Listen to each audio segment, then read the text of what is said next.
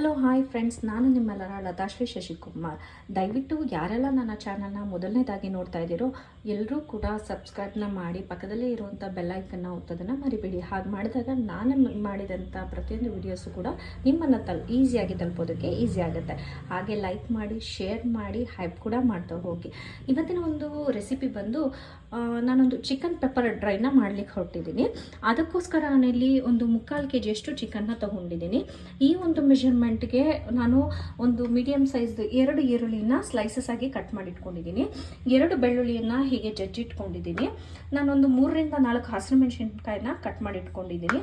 ಹಾಗೆಯೇ 2 table spoon ಅಷ್ಟು ಮೆಣಸಿನ ಪುಡಿನ ತಗೊಂಡಿದ್ದೀನಿ, ಕಾಳು ಮೆಣಸಿನ ಪುಡಿಯನ್ನು. ಹಾಗೆಯೇ 1 ದೊಡ್ಡ ಟೇಬಲ್ ಸ್ಪೂನ್ ಅಷ್ಟು ಶುಂಠಿ ಬೆಳ್ಳುಳ್ಳಿ ಪೇಸ್ಟನ್ನು ತಗೊಂಡಿದ್ದೀನಿ. ಹಾಗೆ ಸ್ವಲ್ಪ ಕರಿಬೇವನ್ನು ತಗೊಂಡಿದ್ದೀನಿ.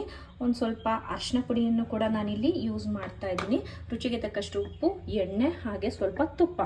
ಬನ್ನಿ ತಡ ಮಾಡದೆ ಈ ಒಂದು ರೆಸಿಪಿ ಕ್ವಿಕ್ ಆ್ಯಂಡ್ ಫಾಸ್ಟಾಗಿ ಹೇಗೆ ಮಾಡೋದು ಅಂತ ಅನ್ನೋದನ್ನ ತಿಳ್ಕೊಳ್ಳೋಣ. ನಾನಿಲ್ಲಿ ಒಂದು ಬೌಲ್ನ ಸ್ಟವ್ ಮೇಲೆ ಪ್ಲೇಸ್ ಮಾಡಿಕೊಂಡು ಗ್ಯಾಸ್ನ ಆನ್ ಮಾಡ್ಕೊಳ್ತಾ ಇದ್ದೀನಿ.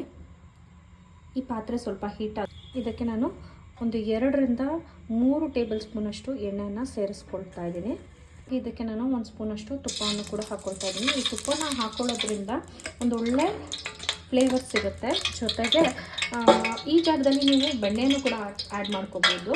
ಹೋಟೆಲ್ನಲ್ಲೆಲ್ಲ ಈ ಒಂದು ರೆಸಿಪಿನ ಮಾಡಬೇಕಾದ್ರೆ ಬೆಣ್ಣೆನ ಯೂಸ್ ಮಾಡ್ತಾರೆ.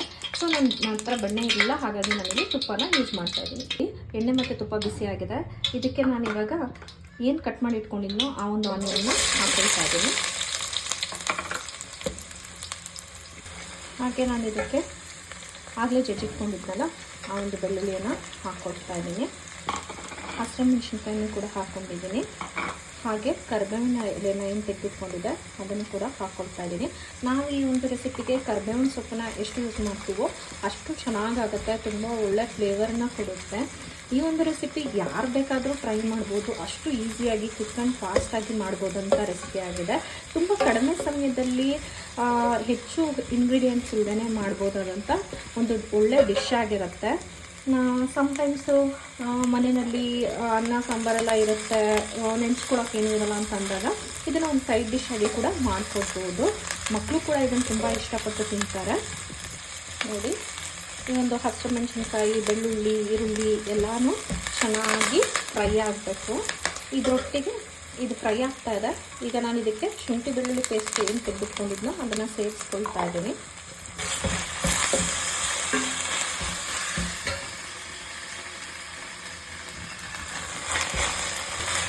ಮಿಕ್ಸರ್ನ ನೀಟಾಗಿ ಕಡಿಮೆ ಉರಿನಲ್ಲಿ ಚೆನ್ನಾಗಿ ಫ್ರೈ ಮಾಡ್ಕೋಬೇಕಾಗತ್ತೆ.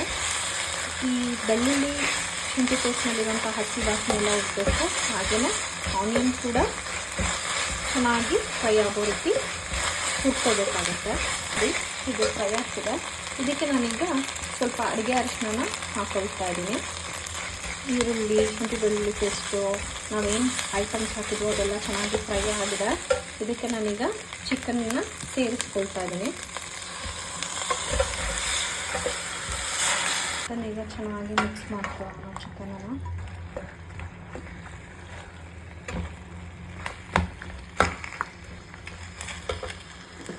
ಇದಕ್ಕೆ ನಾನೀಗ ರುಚಿಗೆ ತಕ್ಕಷ್ಟು ಉಪ್ಪು, ಹಾಗೆ ಆಗಲೇ ಏನು ಕಾಳು ಮೆಣಸು ಪುಡಿ ತೆಗೆದಿಟ್ಕೊಂಡಿದ್ದೆ ಅದನ್ನು ಹಾಕ್ಕೊಳ್ತಾ ಇದ್ದೀನಿ. ನೋಡ್ಬೋದು ನೀವಿಲ್ಲಿ ನಾನು ಕಾಳು ಮೆಣಸಿನ ಪುಡಿ, ಸಾಲ್ಟೆಲ್ಲ ಹಾಕ್ಕೊಂಡು ನೀಟಾಗಿ ಮಿಕ್ಸ್ ಮಾಡಿದ್ದೀನಿ. ಇದಕ್ಕೆ ನಾನೀಗ ಸ್ವಲ್ಪ ಕೊತ್ತಂಬರಿ ಸೊಪ್ಪನ್ನು ಕೂಡ ಹಾಕ್ಕೊಳ್ತೀನಿ.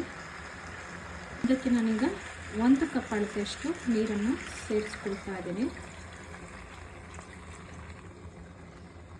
ನೀವಿಲ್ಲಿ ನೋಡ್ಬೋದು ಕುದೀತಾ ಇದೆ. ಈ ಹಂತದಲ್ಲಿ ನಾನು ಒಂದು ಲಿಡ್ಡನ್ನು ಕ್ಲೋಸ್ ಮಾಡಿ ಕಡಿಮೆ ಊರಿನಲ್ಲಿ ಒಂದು 20 ನಿಮಿಷ ಇದನ್ನು ಹಾಗೆ ಬೇಯಲಿಕ್ಕೆ ಬಿಟ್ಬಿಡ್ತೀನಿ. ಮಧ್ಯದಲ್ಲಿ ಹೀಗೆ ಒಂದೊಂದು ಸಾರಿ ಕೈ ಆಡಿಸ್ಬೇಕಾಗುತ್ತೆ, ಇಲ್ಲಾಂದರೆ ತಳ ಹಿಡಿಯೋ ಚಾನ್ಸಸ್ ಇರುತ್ತೆ. 20 ನಿಮಿಷ ಬೇಯಿಸಬೇಕು. ಹಾಗಂತೇಳಿ 20 ನಿಮಿಷ ಹಾಗೆ ಲಿಡ್ಡನ್ನ ಕ್ಲೋಸ್ ಮಾಡಿ ಬಿಟ್ಬಿಟ್ರೆ ತಳ ಹಿಡಿಯೋ ಚಾನ್ಸಸ್ ಇರುತ್ತೆ. ಸೊ ಹಾಗಾಗಿ ಅದನ್ನು ನೋಡ್ಕೊಬೇಕಾಗತ್ತೆ. ನೋಡಿ, ಇಲ್ಲಿ ನೀರೆಲ್ಲ ಡ್ರೈ ಆಗ್ತಾ ಬರ್ತಾ ಇದೆ. ನಾನು ಈ ಸಂದರ್ಭದಲ್ಲಿ ಏನು ನಿಂಬೆಹಣ್ಣಿನ ರಸನ ತೆಗೆದಿಟ್ಕೊಂಡಿದ್ದು ನಾನು ಇದನ್ನು ಆ್ಯಡ್ ಮಾಡ್ತಾಯಿದ್ದೀನಿ. ನಾನಿಲ್ಲಿ ನಿಂಬೆಹಣ್ಣನ್ನ ಆ್ಯಡ್ ಮಾಡ್ತಾ ಇರೋದು ನಾನು ಪೆಪ್ಪರ್ನ ಯೂಸ್ ಮಾಡ್ತಿರೋದ್ರಿಂದ ಹೀಟ್ ಆಗಬಾರ್ದು ಮಕ್ಕಳಿಗೆ ಅಂತ ಹೇಳಿ. ಕೆಲವೊಬ್ಬರು ಪೆಪ್ಪರ್ ತಿಂದರೆ ಆಗೋದಿಲ್ಲ, ಗ್ಯಾಸ್ಟ್ರಿಕ್ ಆಗಿಬಿಡುತ್ತೆ ಅಂತ ಅನ್ನೋರು ನಿಂಬೆಹಣ್ಣಿನ ರಸನ ಹಾಕ್ಕೊಳ್ಬೋದು. ಮಕ್ಕಳು ಕೂಡ ತಿನ್ನೋದ್ರಿಂದ ನಮ್ಮ ಮನೆಯಲ್ಲಿ ನಾನು ಈ ರೀತಿ ಪೆಪ್ಪರ್ ಫ್ರೈ ಮಾಡಿದಾಗೆಲ್ಲ ಸ್ವಲ್ಪ ಹಣ್ಣಿನ ರಸನ ಸೇರಿಸ್ಕೊಳ್ತೀನಿ. ನೋಡಿ, ನಿಂಬೆಹಣ್ಣಿನ ರಸ ಸೇರಿಸ್ಕೊಂಡಾಗಿದೆ. ನಾನೀಗ ಹೀಗೆ ಲಿಡ್ನ ಕ್ಲೋಸ್ ಮಾಡಿ ಇಡ್ತಾ ಇದ್ದೀನಿ. ಈಗ ಲಿಡ್ನ ಓಪನ್ ಮಾಡ್ತಾ ಇದ್ದೀನಿ. ನೋಡಿ, ನೀರೆಲ್ಲ ಸೇರಿಕೊಂಡು ಚೆನ್ನಾಗಿ ಡ್ರೈ ಆಗಿದೆ.